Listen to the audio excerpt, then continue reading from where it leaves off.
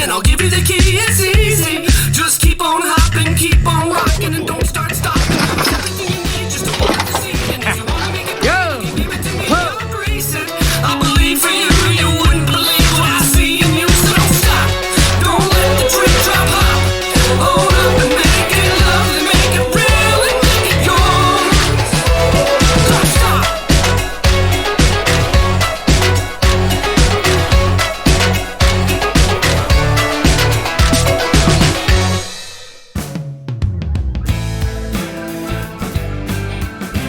All right, Ryan, I'm super excited to have you on the show. We were connected through a mutual friend, Brad Kearns, who Brad always connects me with amazing people. That's the best thing about podcasting, right? As we get to meet so many new people and hear their stories and what they're all about, which is really cool. And so you and I, we got talking before we set up this podcast, and we have a lot of similarities, which is kind of cool. So how about we dive in with your story to get started? Yeah, awesome. Thanks for having me, Connie. And yeah, Brad is an awesome individual. Appreciate him connecting the two of us, so we can chat a little bit more about interesting stuff. And yeah, my name is Ryan Baxter. I am a number of things. I am a full-time father and husband, first off, and then I also work full-time as a software engineer, and then part-time as a health coach. And that's kind of how Brad and I got connected, is because I took Mark Sisson's Primal Health Coach certification, became a health coach. And the first thing that really got me into that space was reading Mark and Brad's book, Primal Endurance, as I was a novice endurance athlete trying to figure out how to run long distance obstacle course races. And I did not have a background in athletics. Like I said, I'm a software engineer, so you can imagine typical computer nerd, not terribly coordinated in the physical realm of things. But I decided to change that when I was shortly after graduating college. And yeah, endurance sports were the thing I dove into, particularly obstacle course racing. And so I came across Brad and Mark's book and kind of dove right in and kind of followed the principles in that book, and discovered that you could eat a lot better than what a typical college person eats. And kind of switched my diet and did a lot of heart rate training and long, slow distance running and stuff like that, and started training for obstacle course races. And that kind of led me down this path of just health optimization, right? Really focused around ancestral health. And I wasn't really sure what I was doing. I was just kind of blindly following suggestions and stuff like that. And I kept on trying to optimize my diet and my lifestyle. And I went too far in the wrong direction. So I was eliminating too much food from my diet, not only just ultra processed foods, but then like this is starting to become, around the time where low carb started to become really popular, and I started to eliminate things like, whole food carbohydrates like potatoes and fruits and stuff like that. And that just didn't leave me a lot of options for eating food. I was basically vegetables and meat for a long period of time. And I was doing a lot of exercise, as an endurance athlete would. And the two kind of were not the best fit together. That along with at the time I had a stressful job. I was flying pretty much around the world, speaking at conferences. My daughter was 2 at the time. She was very young. So the challenges of raising a young child, and had a lot of stress in my life, disrupted sleep patterns, and it all came to a head where I just kind of felt like absolute, can I swear? Yeah. I felt like absolute dog shit. Yeah. And started to realize that maybe I need to dial things back a little bit, both from a diet and lifestyle perspective. And over the course of years, kind of try to tinker with that, and including more food and paying more attention to sleep and recovery and that type of stuff. And then decided I want to help others. And that's how I became a health coach and dove into that stuff. So that's my background. So you and I can probably totally relate with this because similarly, I got super healthy. Hmm. And then that turned into kind of, I mean, I don't know how it was in your case. For me, it was like seeing the performance changes and seeing the body composition changes and all that became kind of addicting. Next thing Hmm. you know, I'm doing bodybuilding shows because I'm super lean, but then that wasn't the healthy diet I started with, which was healthy mentally, physically. It was nutrient density, like it was the GAPS diet. I don't know if you've heard of it. So there Yeah. are some eliminations there, but it's very nutrient dense diet. um, I went from eating really healthy foods to eating chicken and fish and broccoli and rice, and that's like pretty much it. And Yeah. then that compiled with over exercising and not enough sleep because your sleep goes to shit when your nutrition is not where it needs to be. Yeah. Dieting down to single digit body fat. After about 4 years of doing that, that all came to a head as well. And I was extremely sick. And that was when it was like, okay, let's reevaluate it. And literally, this is what I told myself. I was like, okay, you've been an asshole to your body. I literally was like, okay, body, I've been an asshole. So I understand that you have to gain a little weight. And I also understand it's not going to be fixed overnight.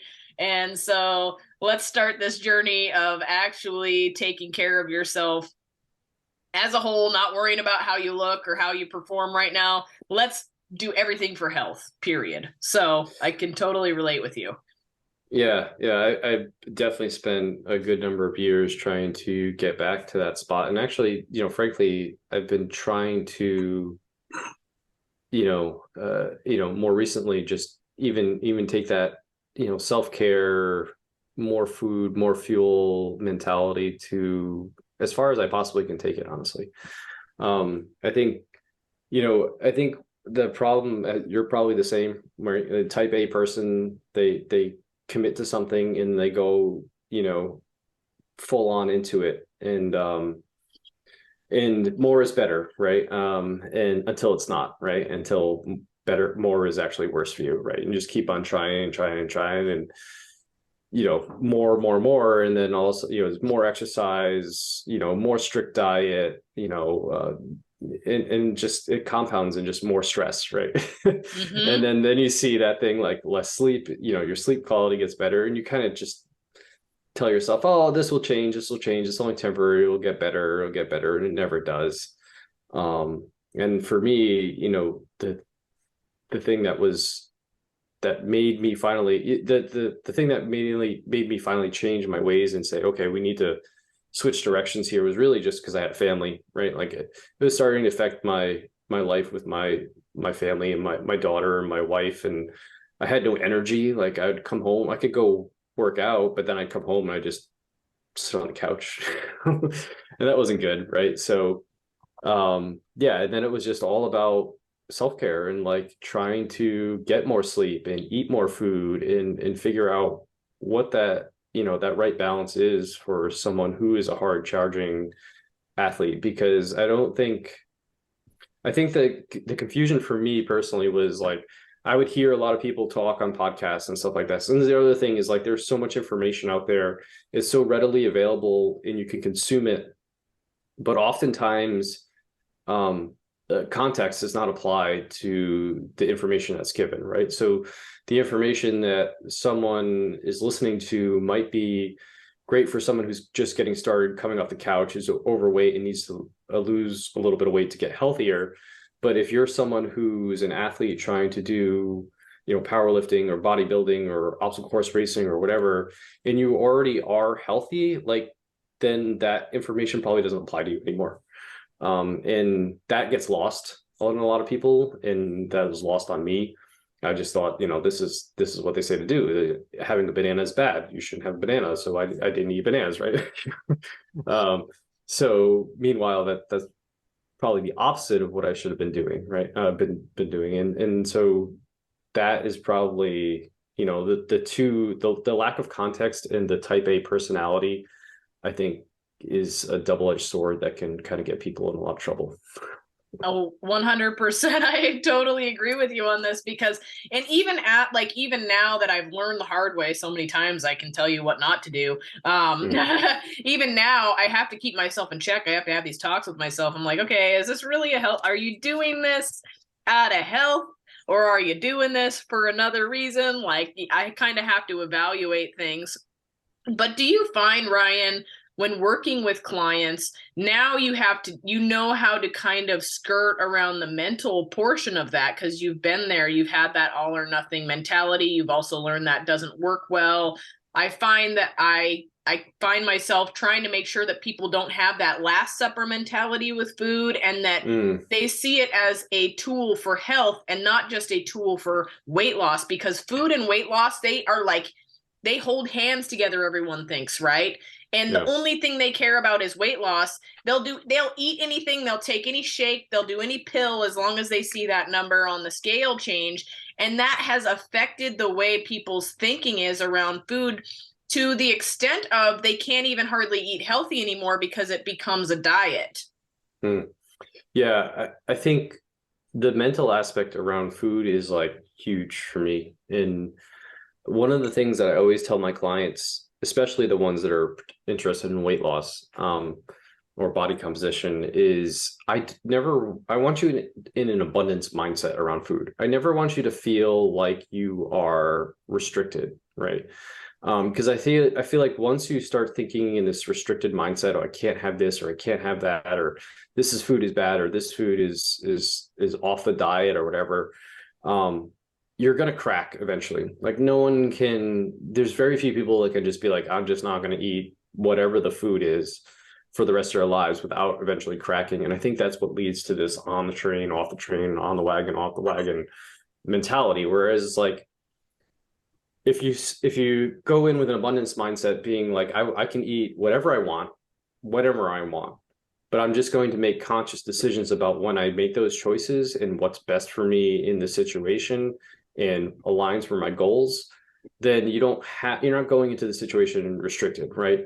You're not saying that I can't have this food. It's just like right now I'm choosing not to, I'll do it another time. I'm going to wait for the right opportunity to eat that food.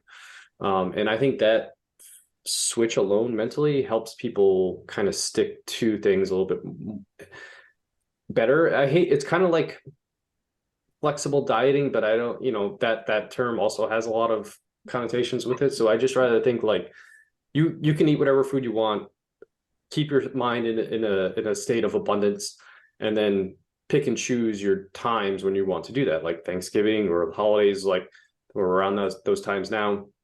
Like those are times to have some of those foods that are meaningful to you. They have special connections beyond just calories, right? They're the pie that grandma always makes on Thanksgiving or Christmas or whatever. Like, eat the damn pie. Like, it's Christmas, you're only gonna have it once a year, and that's the time to do that stuff. And then the rest of the time, stick with what your normal whole foods eating, plan diet, whatever works for you, the rest of the time. So I think that mental aspect is huge. Yeah, I try to tell people that as well. I think we have a tendency, well, there's a lot of nuances to this, right? And we'll dive into that maybe a little bit, but people have a tendency, I call it that Last Supper mentality, right? Yeah. And like, they think, oh, I want to have Chick-fil-A today. I'm just using that as an example. I don't know why, because I had a client bring it up the other day, but, oh, I want to have Chick-fil-A today, right? And I'm like, but the thing is let's kind of work on your health a little bit. We got some health markers on labs that need to be worked at. I promise you, Chick-fil-A is not going anywhere, right? It's going to be there later on. So instead of being like, I start my diet on Monday and now I can't have this, so I'm going to gorge on it now. It's not like, no, we can never have this again, or it's off or whatever. It's like, hey, that'll be around later for a treat, once we have chipped away at things a little bit, or maybe, fit it in here in a different spot, or, so I don't know what your approach is to that kind of thing. I feel like even with myself personally, I've learned if I try to eat, even in a situation like Chick-fil-A, right, go find, I mean, it's not often that I would do this, but if I go somewhere or my friends are going out to eat somewhere and I go with them, I try to eat something that I can still enjoy from there, but it also has a lot of protein. So it's going to keep me satiated. And it also maybe has a vegetable, and I try to just pick things that taste good, but maybe have better options. Yeah. Yeah, the Last Supper mindset, as you call it, is definitely a thing. Like I see that all the time, where people either they're going to start a diet or they're going to start whatever, or what, New Year's is coming up. I'm going to start my diet then. So for the next month, I'm just going to go all out, because after that, it's I'm not going to be able to eat anything, which is not true, because they're never going to not eat whatever Chick-fil-A or whatever the food is that they're trying to avoid, because I can guarantee you that they will again. So yeah, like just getting rid of that, like you're going to eat the food. It's not going anywhere. Like you said, Chick-fil-A is not going anywhere. They're not going out of business. If you really want Chick-fil-A, it's going to be there when the time is right. So just getting rid of that mindset is huge. And yeah, like if I was to go, I've never had Chick-fil-A in my life, just because it was never around me when I grew up. So now it's something, but if I was to go have Chick-fil-A, I would do the same thing. Like I would find the best piece of protein at that restaurant or whatever fast food joint, do that, get some kind of salad. I'm sure they have a salad or whatever. And then whatever else you want from Chick-fil-A that you really enjoy, go ahead and get that. Like at least make it somewhat structured and somewhat thoughtful decision about the food that you're going to get there, and get the thing that you really like, but also get, something that's, resembles actual food that gives your body something. Like protein is obviously the number one thing that I would tell people to choose. And then, or if you're going to go get Chick-fil-A, like if that's going to be your dinner, like make breakfast and lunch super, good, like protein veggies, work out that day, and then go enjoy your Chick-fil-A at night and have at it. Right. Like, just don't, I often tell people like, oh, what should I do in this situation? And I basically use the term like, don't eat like an asshole. Like, like don't eat like an asshole. Like use some common sense about the way you're eating, have some conscious oversight to what you're doing, and then enjoy the thing that you want to enjoy, and be done with it and move on for it. Don't like make the entire week, month, whatever, just I'm going to eat whatever the hell I want and not move my body. Right. Like just have some kind of conscious oversight to it. Right. It's not like, oh, I plan on going out with my friends tonight, so this whole day is going to be a cheat day because I'm already going to screw it up. A lot of people get on that all or nothing mentality train, and it's so hard because it just completely puts them behind. And I kind of always try to get them to think of it like a bucket, right? So you have this, whatever may be. It might be a calorie bucket, it might be a stress bucket, it might be a toxin bucket, but we all have these buckets, and the less bad things we put in them, the more room there is later to have a little cheat here and there, So, I mean, it's just like stress, like stay as parasympathetic as you can when you can, so that when you are stressed, you have some room for it. Right. Yeah. Right. Exactly. And you have to put the good things in the bucket, so in order to be more resilient to the bad things, right? Like you have to like make yourself as anti-fragile as possible.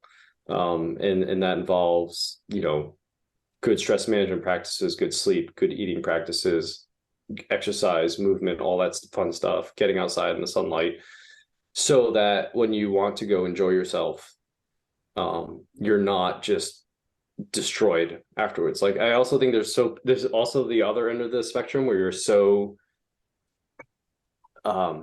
you're so dialed in 100% of the time, you never have any kind of negative bad stress in your life, that as soon as a bad stress happens, you just completely crumble. Like it goes off the rails. Like that's not what we want either, right? Like, so build some resilience into your life with some of these practices, and then you're going to be, when you do decide to do whatever you want to do, from whether it's a food perspective or something else, like you're not just going to absolutely crumble and fall apart either.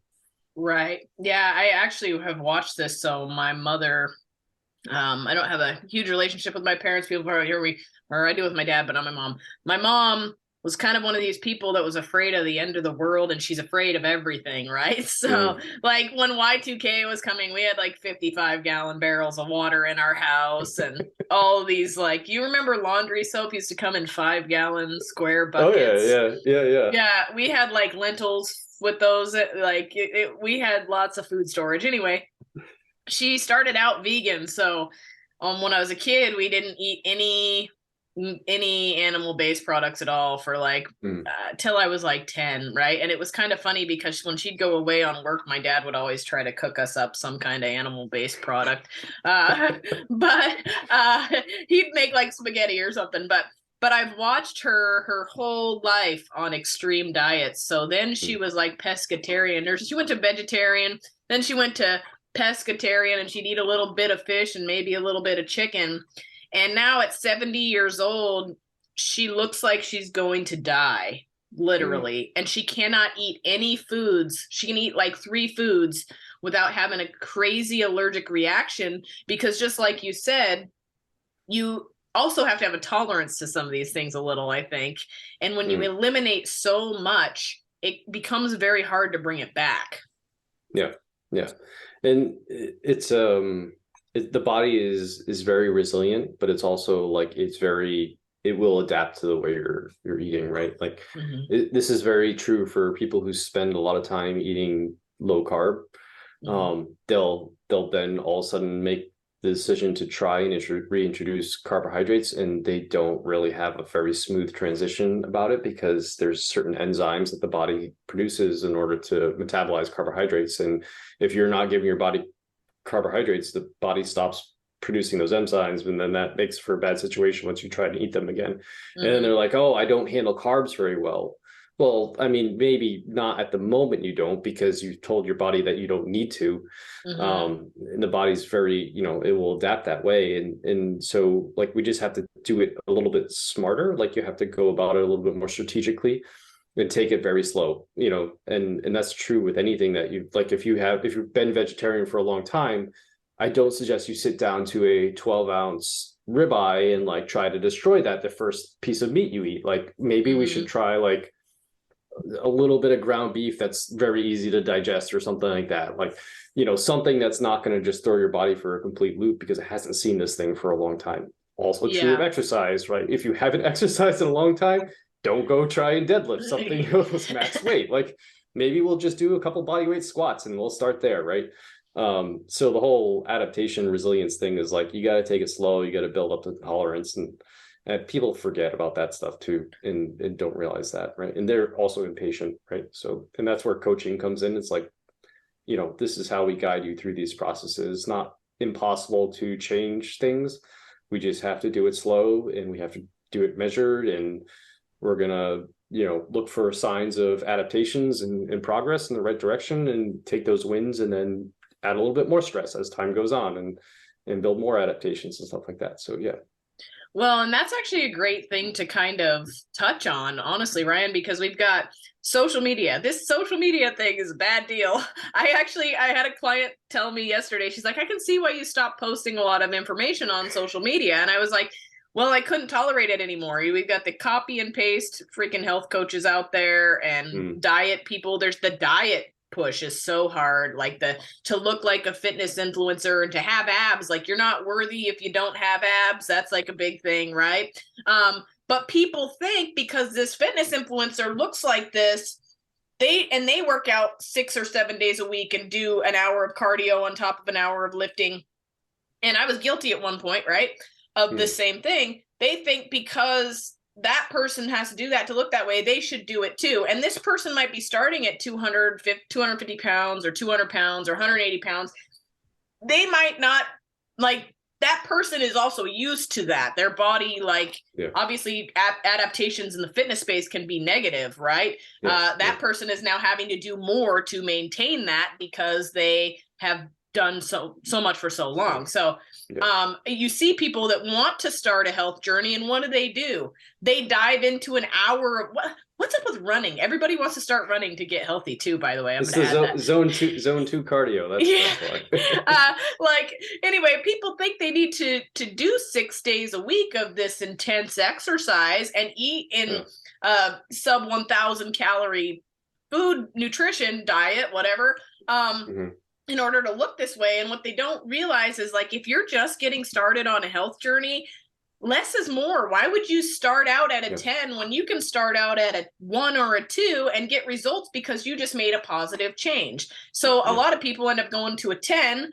they get burnt out, they're tired, their body is pissed off at them, they're hungry. They associate the gym with being sore and having to stress themselves out, and it's too much work. And then dieting, they're hungry. Now you got a big mess of things, and then they quit.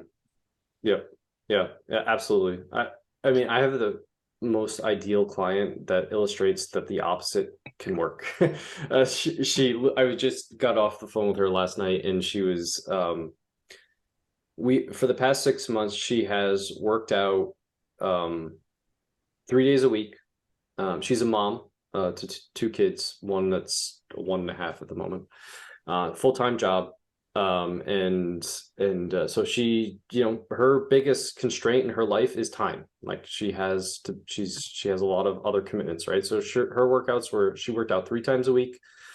Her diet was, it was just whole foods based. It wasn't sexy, low carb, intermittent fasting, keto, carnivore, whatever. Like you throw that all out the window. It was we just ate whole foods at a reasonable diet, didn't eat like an asshole. And she had 2 strength training workouts a week, and then one 20 to 30 minute run that she would do. And then I would have her walk, like try and get 7,000 to 10,000 steps a day, pretty much. And over the course of 6 months, her pants that used to be super tight were now, she could wear them, the whole day without being extremely uncomfortable. The scale was down around 5 or 6 pounds, I think, but like that doesn't reflect the muscle that she built as well, right? So, but the scale was moving in the right direction. She was getting compliments from other people, like how different she looked, and her face was skinnier and stuff like that. And like she was just doing the bare minimum of like 3 days a week of like 2 strength training workouts and walking in a 20-minute run, and that was it, right? And she's making progress in the right direction. If she keeps doing that, she's going to just continue to make progress. Maybe she adds another quick day of strength training, or another day, a little bit more time running or something like that, if she starts to see progress stall. But for the most part, that was, that's simple stuff. Like it's not a lot of time. Maybe it's 2 hours a week of exercise, if that, like probably not even that. And you don't need to go to the extreme. Now, if you want to get on stage and be a bodybuilder and have 6-pack abs, like that's a different story. That is a completely different story. But if you want to be a healthy person at a healthy body weight, and healthy does not mean 6-pack abs, by the way. Like I had 6-pack abs, and when I was, that whole story, I was not healthy. Like that was not healthy, right? Some people are gifted and they can get there and be at that body fat percentage, and their testosterone doesn't look like garbage, or their any hormones, whether you're male or female, right? Doesn't look like garbage, and they can sleep fine, which like we mentioned, that usually goes out the window. But for most people, that's not necessary. Like you're probably not going to be healthy at that body fat percentage, and they're not, also the amount of time that the average person has to commit to exercise and watching their nutrition and the sacrifices that takes, that it's not going to happen. I'm sorry. Like, it's just not. I think the time constraint alone is just something that people they wouldn't be able to have, and it's not necessary. So and ultimately adding more stress is a huge piece as well, right? If somebody's rushing around trying to make it to the gym or get there, I mean, even if it's 10,000 steps a day, if they're adding extra stress, they're also doing themselves a huge disservice. Right. Yeah. And I don't think people realize, like what they see on the internet with some of these people is like their job is to look that way, almost like in that, maybe they're an influencer that makes their living just online doing whatever. I don't know what they do, but anyways, is they don't have 2 kids. They don't have jobs, demands for jobs and commuting and taking people around, or other family members that rely on them and stuff like that. That lack of stress, it's like being a professional athlete. Like their job is to work out, train, sleep, eat so that they can perform. And they have the ability to do all that and recover. But when you have the rest of this life stress on top of you, like that takes away. That means you can't work out as much. It means you can't diet as hard. Because you're just too much stress on your body.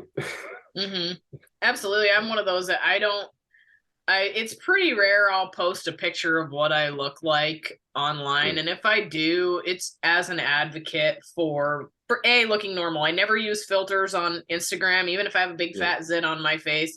I'm like, sometimes it's painful. I'm not going to lie. I took a selfie the other day and I was like, oh Lord, I hate to post this, but I'm going to do it. But we need to be more real.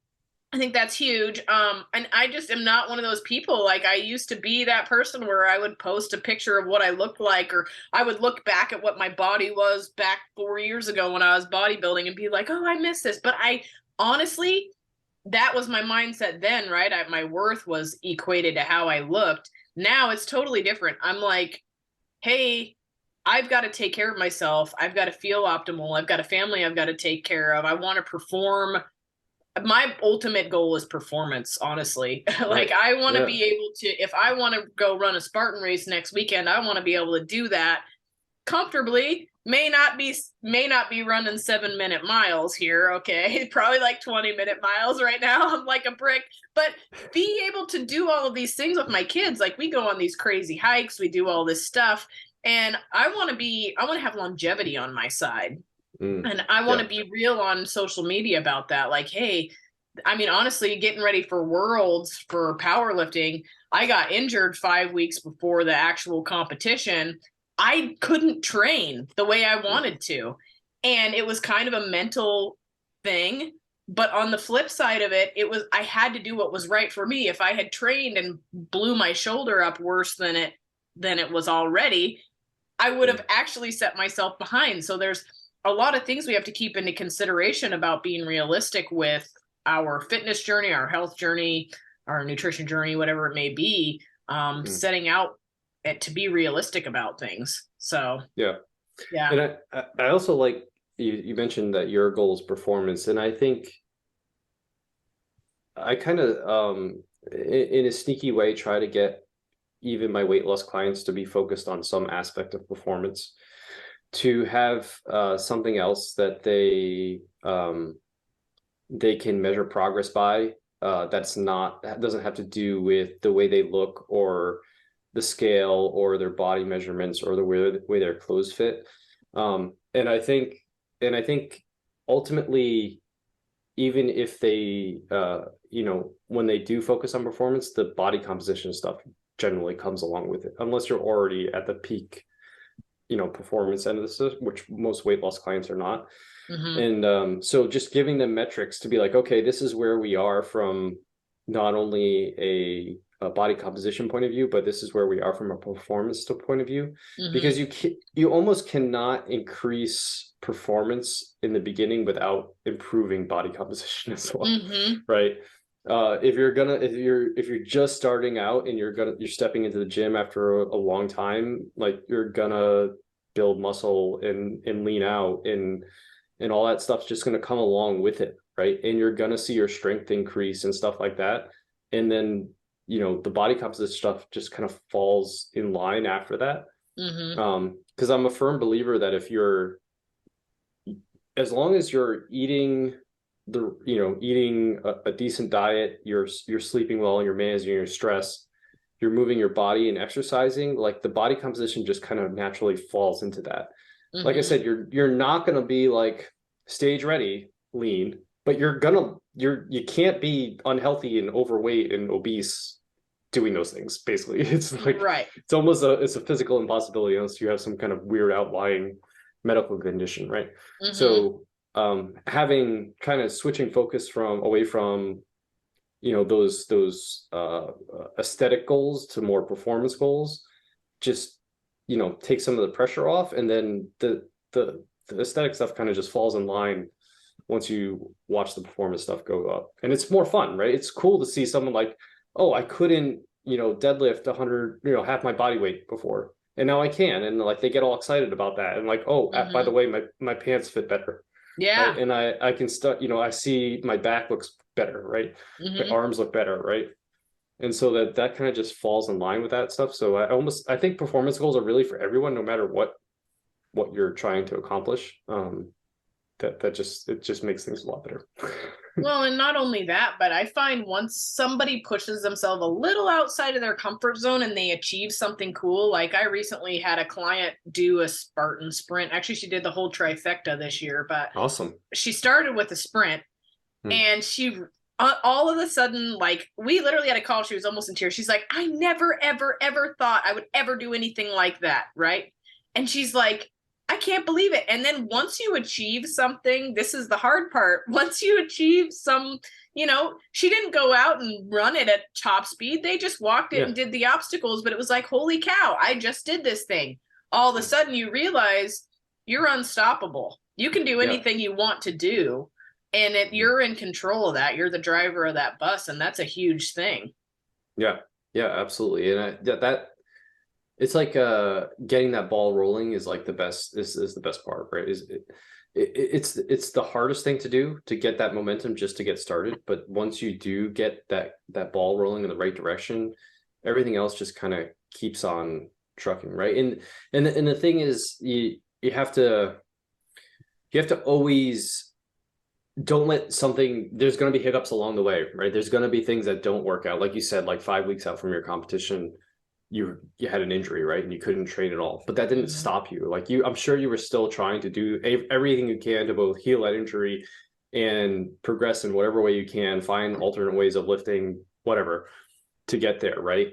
And there's going to be times where, like, the food situation isn't perfect or whatever, and those things will happen, but you always have to just remember that, come back to the foundations day after day after day, right?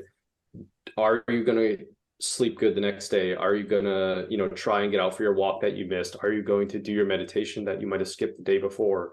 Are you going to make up that exercise session that you missed later on in the week, right? Like, just always trying to get back to where things should be, because there's going to be things that come up time after time after time, that time to try to derail you.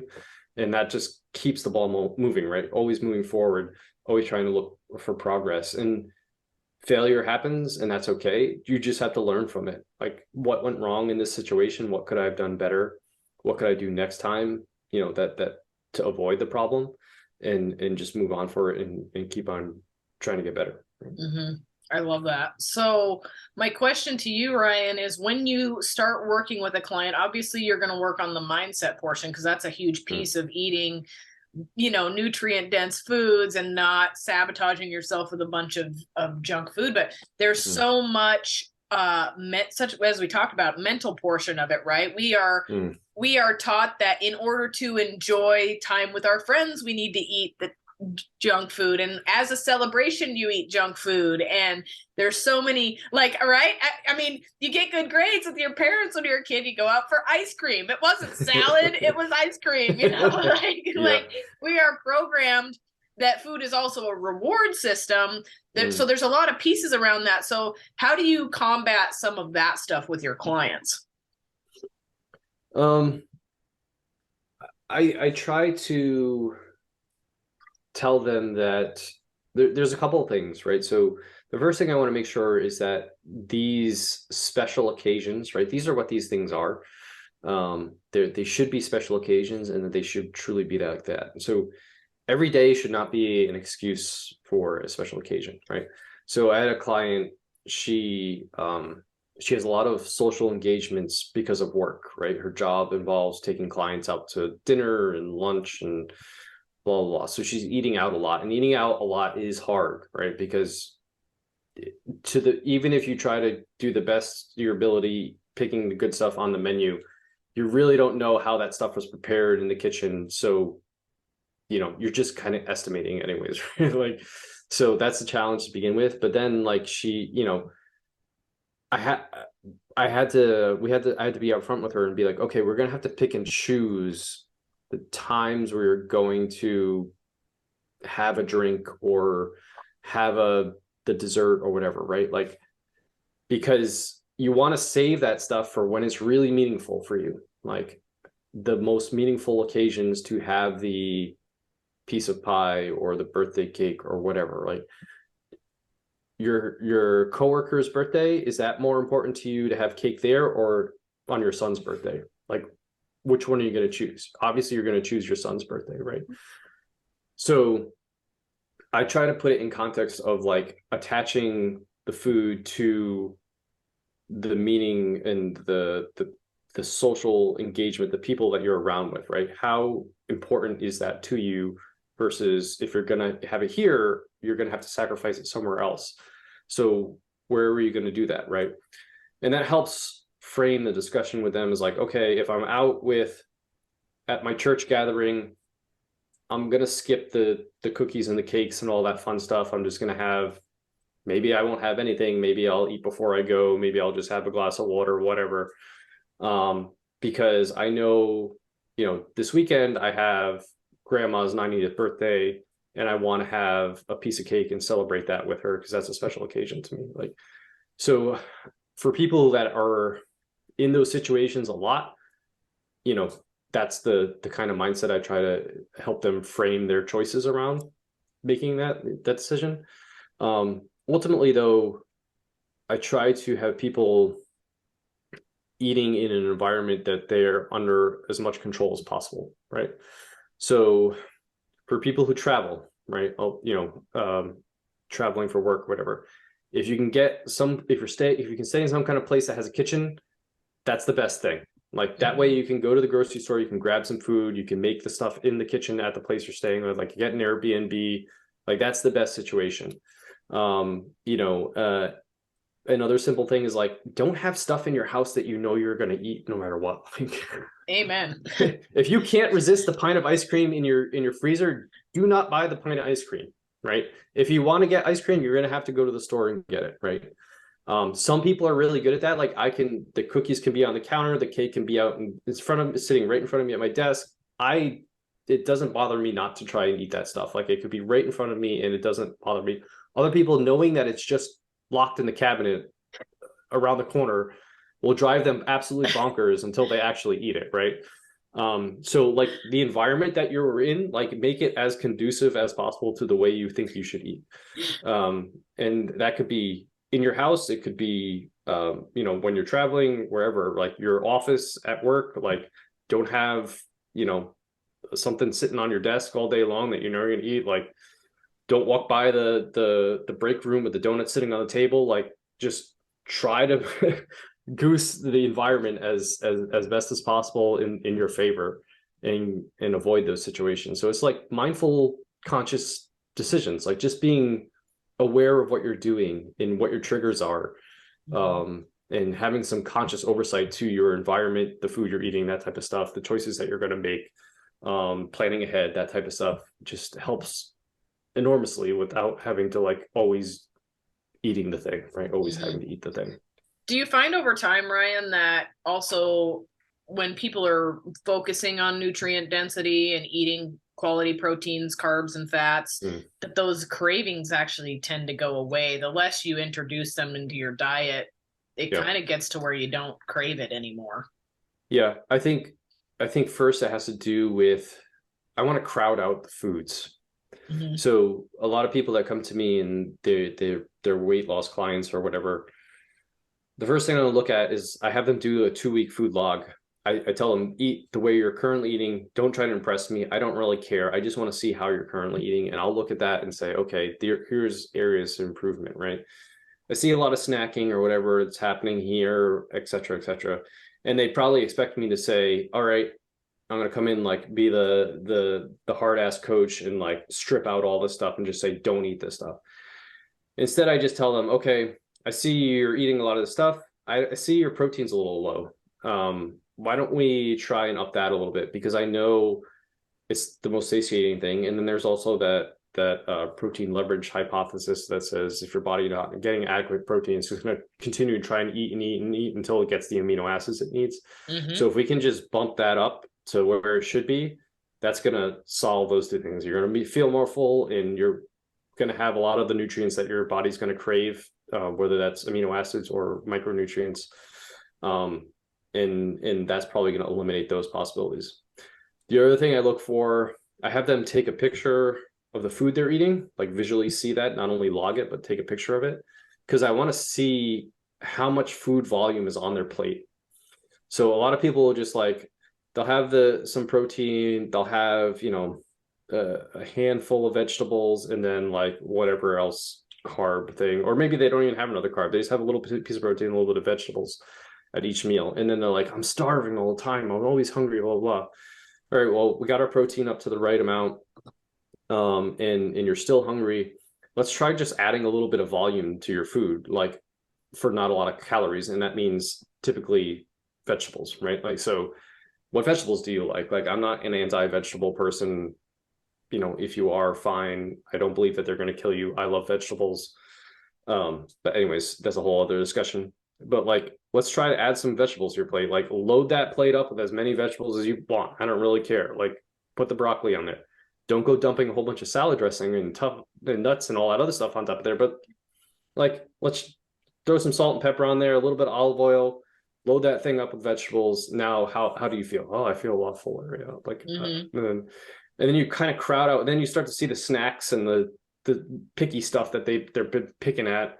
Constantly eating the chocolate and the nuts and bag of pretzels or whatever, the popcorn at night. Like, that starts to kind of taper off because they're just not hungry anymore. Like, they're full, they're satiated, and it kind of crowds out the rest of that stuff. So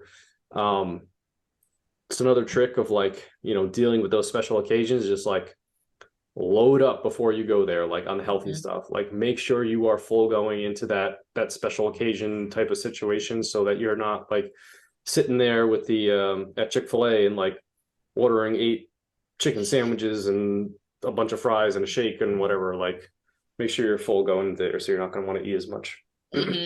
Well, so funny story that might be entertaining for you is so I don't eat gluten. I have autoimmune, so I that's a non-negotiable for me, which doesn't matter because there's plenty of great gluten-free foods out there, and cool, but anyway, so long story short, I stopped making food the villain and I just started eating. The only thing I really count macro wise or food tracking wise at all is protein, and I load up on protein, and I'm so satisfied most of the time that I don't crave any other crap. So, and I also do not weigh myself. However, I have to make weight for powerlifting. So I am actually the strongest that I can possibly be at 160 pounds. So, however, my weight class is 148. So I could go up, but that's a whole nother discussion. Anyway, so I hop on the scale 2 weeks before the World Championships and I go, I'm 160 pounds and I have to weigh in under 148. Okay. Well, I eat so much food that it didn't take much. I cut a little bit down and tracked, and I lost weight almost immediately. And now, the funny thing of this is my metabolism is cranking so hard because I eat so much that I was starving to death eating like 2,500 calories a day. Yeah. And so after Worlds, we eat all perfect. After Worlds, I go shopping because I all of a sudden got that food thing going because I was counting. After Worlds, I go shopping and I like literally loaded up on like gluten-free brownies that were like huge, like half the size of my head, right? And like cinnamon rolls. I bought a bunch of gluten-free cinnamon rolls and a bunch of donuts. Like, I was like, oh yeah, this is going down. Over restricting for only 2 weeks, so I know I cannot restrict foods for my diet. That's not a no-go, right? At being paired with hunger and then all of a sudden just restricting for 2 weeks made me go off the rails. The hilarious part is, though, I go shopping for all this stuff. I bring it home. I set it on the counter. I had like 1/4 of the brownie and I never ate anything beyond that because as soon as I started eating my regular food again, I didn't have any junk food cravings. I'm pretty sure that my kids went to eat the brownie maybe the day before yesterday and it had sat on the counter for so long, it was like a brick. And I don't think anybody even ended up eating it. And I sat and I looked at that and I was like, isn't that ironic that back in the day, I probably would have annihilated all of that. And instead, my brain made me go and buy all that crap. Like, I'm going to get back up to 160, and then I totally, because I started eating enough food again and didn't restrict, all of a sudden the switch was flipped and it was like, oh, don't need this. Okay, cool. But Yep. that's just a good example of what can happen if you're in a restriction mentality or you're not eating satiating foods. Yeah. Yeah. I think the body, and it's not your fault, right? This is all like a survival mechanism. If you've ever read Rob Wolf's book Wired to Eat, like it's so eye-opening to think about, like, we are designed to crave these foods, like especially in times where we're restricting calories, or we're putting ourselves intentionally in a caloric deficit, because our bodies over hundreds of thousands of years, the only purpose is to turn calories into babies. Like, that's really the only purpose we're here on Earth, right? And our brains still subconsciously think that there isn't enough food around, so we start to eat in a caloric deficit. It's like, okay, the next thing that looks really good that comes our way, like, we're going to eat the crap out of that because we need to turn some calories into babies. And so whether that's a giant brownie or donuts or cinnamon rolls or whatever, like, you're going to buy that thing and you're going to eat the crap out of it because, who knows when the next famine is going to come, right? And that's the way your brain is thinking. It doesn't know that you could just go down the street and get these things whenever you want it, like thousands of calories in an instant for very cheap without very little cost and no energy expenditure, by the way. Like, DoorDash is a thing now. Like, you literally can just sit on your couch and push a button and it comes to you. Yeah. Which is also not the case hundreds of thousands of years ago. So like, that is just built into us, right? And so we have to understand that the cravings we have around those foods, especially when we start to restrict them for a long period of time, like, that's just natural. Like, that's just like your body's just trying to tell you to survive. And you're right. Like, once you start, I also think that once you're eating a diet of whole natural foods and you're satiated and those things come your way, the chances you're going to eat them, I mean, you still might do it, but you're probably not going to eat a lot of them. Like you said, you might have a bite of the brownie, but you're probably like, I'm done with this. Like, I'll save it for another day, and maybe that day never even comes. Like, it ends up going stale on the counter, right? Though that's never going to happen if you're restricting yourself and you're in a caloric deficit, right? That's where you need to. That's where it's like really hard for a lot of people. And yeah, I think like eating as much as is so for the athletes out there and the people who are already at an optimal body composition, don't have any health concerns, etc. Like, you should be trying to eat as much food as you possibly can without putting on a crap ton of body weight. Like, just literally eat as much as you possibly can. And I guarantee you it's hard to do if you're sticking to whole natural foods. Your activity increases, you feel much better, your performance goes up, you're going to be burning off all those calories that you eat. When I spoke to Brad on our last podcast we did, like, I told him over the course of a year, I ate 700 additional calories over the course of a year, more than I was eating the year before. And I literally, via DEXA scan, I did not gain a single pound of fat, like nothing. Like, and it's just because you're active, you're moving around, you're burning off that stuff, you're an athlete, like, chances are it's going to build muscle. It's not, you're playing with a different set of rules almost than the sedentary person. So that's why exercise and movement is so important. And then filling in that diet with whole natural foods after that is like, it's a no-brainer. And then you're never hungry. You're not tempted by these ultra processed foods anymore. And it kind of just, like I said, works itself out a little bit. Absolutely. Well, Ryan, if there was one thing you could get out there to all of our listeners today, what would it be?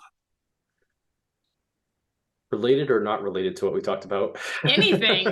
I'm sure there's a life lesson you want to get out there and make sure you put it out in the world.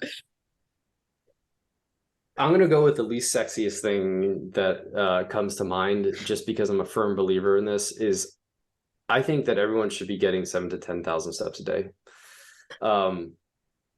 Steps are not sexy. It's boring, whatever. But I think one of the biggest problems we have is just general lack of movement.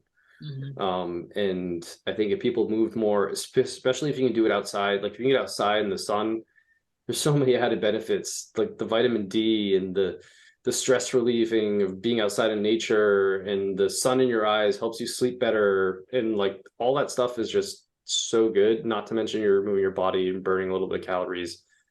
Like that is like, the exercise, the movement piece, also like makes you more tired later at night, so you go to bed at time. Like it's just, and it's accessible to everyone. Like it doesn't take it, you have a pair of shoes and you just go outside and walk for a little bit. And you could do it any time of the year. I live in New Hampshire. February, when it's snowing and blowing, -2 degrees outside, I still go outside and walk like all the time. So I think walking would be my tip. That was actually a huge focus for my powerlifting prep was, so when you start lifting heavy, in a nutshell, your CNS gets a little mad at you.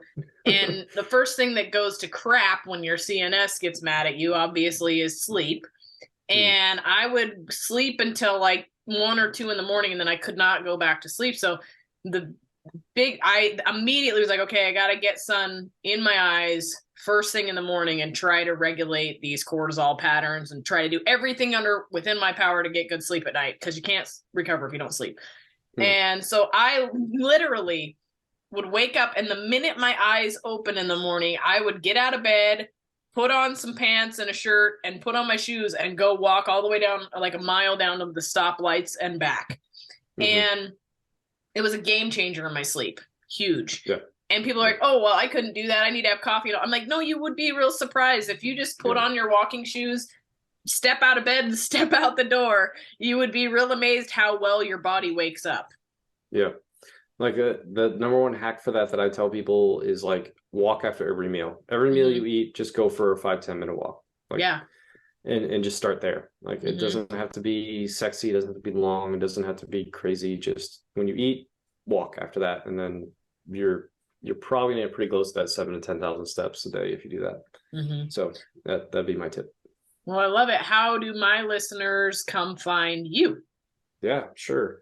On Instagram, you can find me. My health coaching page is RJB Health Coaching. My personal Instagram is Ryan Jason Baxter, if you want to find me there. My website, where I put out all my content, is rjbhealth.coach. You can go there, and at the top of the page, there's a newsletter link. Put that and enter your email address and sign up for my newsletter. I send out like 2 to 3 emails a week, and it's usually just actionable content. Like I don't try to spam you. Like I just try to put out a video and a blog post and maybe a snippet of something that I find interesting every week. And you can sign up there and kind of keep up with everything I'm doing. Especially if you don't like to stalk people on social media, that would be the best way to do it. I love it. Well, I'll put all your information in the show notes as well. I really appreciate you joining me today for this talk. It was awesome. No, thanks for having me.